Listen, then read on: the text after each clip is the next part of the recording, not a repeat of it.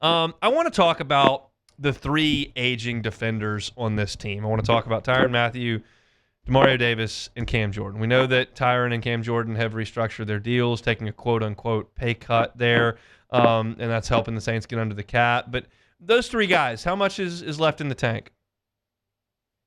I think I'm going to say, the guy that I just does not tail off to me is Demario Davis. Yeah. I feel like he continues to put in some good work and continues to grind. And, man, he's, for the most part, stays healthy and gets out there on the field and makes plays. But you can start to see Father Time catching up to him, too.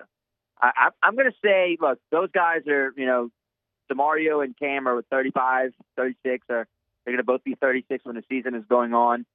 I say 1 year. Tyrann might be able to get 2 years out of him. I just think for sure the other two guys have 1 good year. Look, and the new defensive staff under Brandon Staley might be able to re-energize, Cam Jordan and get him a few more sacks. And maybe they push him to the finish line in a good way. I think he was like on his podcast, Off the Edge, he was excited to work with Bo Davis, excited to work with Brandon Staley. I think he threw a little bit of shade at Todd Grantham, calling him Guy McGuy. He wasn't a big fan of Todd Grantham, and not many people were apparently. So I think that he's I think he's going to be in a good spot. But I think this is the final ride for Cam Jordan in his NFL career. I just think after this season he'll be 36. I just don't see many more years for him. His playing time reduced a lot early in the season, and then it ramped up late in the season. Where do you think they settle this coming year? Obviously, Chase Young is now back. Carl Granderson under contract. I don't know what you expect, if anything, from Isaiah Foskey, and we don't know what the Saints are going to do in the draft. But how do you feel like Cam Jordan's snap count role is going to look? Oh, I failed to mention Brian Young as well, being still on the staff. Yeah, he's a big fan of Brian. He's a huge fan of Brian Young, and Brian put him out there for more snaps. I think whenever Brian put him out there for more snaps, production went up naturally. He's playing more, his production is going to go up more. I think that he knows that he is the second guy off the bench. He knows that like it's Carl and Chase, then him. I mean, he even said it on Twitter. It's Carl, Chase, then me. I just think that's the way he looks at it. He knows how it works now. Still getting paid a lot of money, and I know he wants to be on the field more. But look, they're running a lot of 3-4 under Brandon Staley. And they have to figure it out with Cam Jordan and the rest of the defensive linemen. But I understand. I think he knows his role for the season. He knows what he's going to have to do. So, but at least he still has Brian Young and Bo Davis there, and I think that excites him a lot more than Todd Grantham. How did you feel Tyrann's year went last year? I feel like there are some mixed reviews on it. I mean, I think he's lost a step and he's a functional player. I don't think he was great last year, and I think a lot of people think he did play really well. What was your take on it? Yeah, I mean, it's the cliche roller coaster ride. It really was. I mean, he did lose a little bit of a step. I mean, look, I truly think that the whole Dennis Allen saga probably wore on everyone. Everyone was frustrated with it. I think that like they knew it was a lost season. They got to 2-7. I mean, they lost 7 straight games, Hunt. And I think that took a toll on those veteran players. And it's like, hey, naturally you're a human being and your mind goes to different places whenever you start losing. And I think like, I don't want to say they didn't care, but I think that like at some point in time you're 2-7, you're like, man, where are we going here? I'm playing hard for what we're 2-17 that isn't even going to sniff the playoffs. So, I just think his season was indicative of that record. I mean, it was super up and then super down, and then like whenever Rizzy took over, is a little bit better. But it's just, I mean, he's an aging player in a secondary in a game where things are just moving faster, and I mean, he's just older. I mean, that's just what it is. How big a deal is it for Kellen Moore to have those three guys in his locker room in his first year as a head coach when he's essentially their same age? That is kind of funny.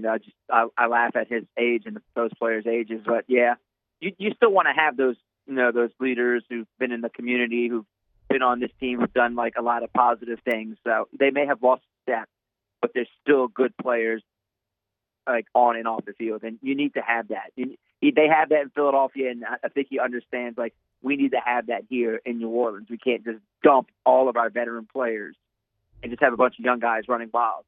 It may work, but like at least let me have these veterans this year for one more year, and to set a good standard in the locker room and make sure that they, take care of those young guys, build for the future, just so they can, be there for those young guys.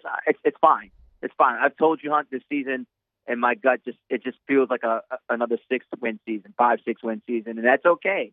I told you that it's going to be a couple-year process, and I'm fine with it. So I think that as long as you have these veterans here teaching the guys, the younger guys, put them in place for the future, it's a good thing. How do you think the Saints fan base feels about that? It's just realization. They have to realize that's what they're dealing with. I mean, that's, you wanted a new coach, you wanted a soft rebuild or pretty much a rebuild, and you're getting that. I mean, you're getting it slowly but surely. It's, not going to happen overnight. It's going to take a couple years. So you're going to have to just deal with it for the next season, maybe 2 seasons, in order to build your team. What do you make of Derek Carr's silence this offseason?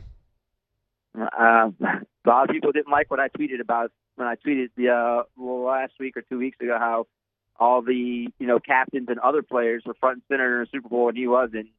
I took a little heat for it. I'm like, I'm fine. I mean, they were all here. He wasn't. I mean, and rightfully so. You should take some heat for it. I mean, even if he's rehabbing, so is Taysom Hill. So are other players. They're all rehabbing. They're all dealing with things, but they're still front and center during the Super Bowl.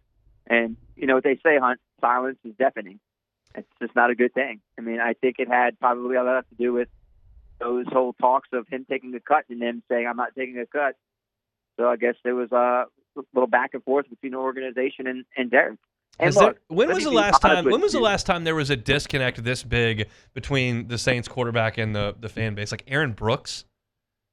I don't even know if it was that bad with Aaron, to be honest with you. I mean, the fans, yes. At least he showed up and played. I mean, he played. He led them to their first ever playoff win. He did. I mean, it's just like the disconnect. I have not seen a disconnect like this in a very, very, very, very long time. It might have. I mean, look, it might have been under Mike Ditka. But those quarterbacks were not good. I mean, just for a guy making $40 million a year, there shouldn't be this big of a disconnect. That's an odd deal, and I don't know if there's any. There is a way to mend it. You go out there and start 7-0, nobody will care at all. But I just don't think that's going to happen, and I just think that's got a chance to get a little bit toxic. So, hey, it's Hunt. Thanks for watching Hunt on Saints. Before you leave, help us out a little bit. Hit that like button, leave your comments in the section below, and hit that subscribe button so you get all our content right here from Hunt on Saints. We'll see you next time.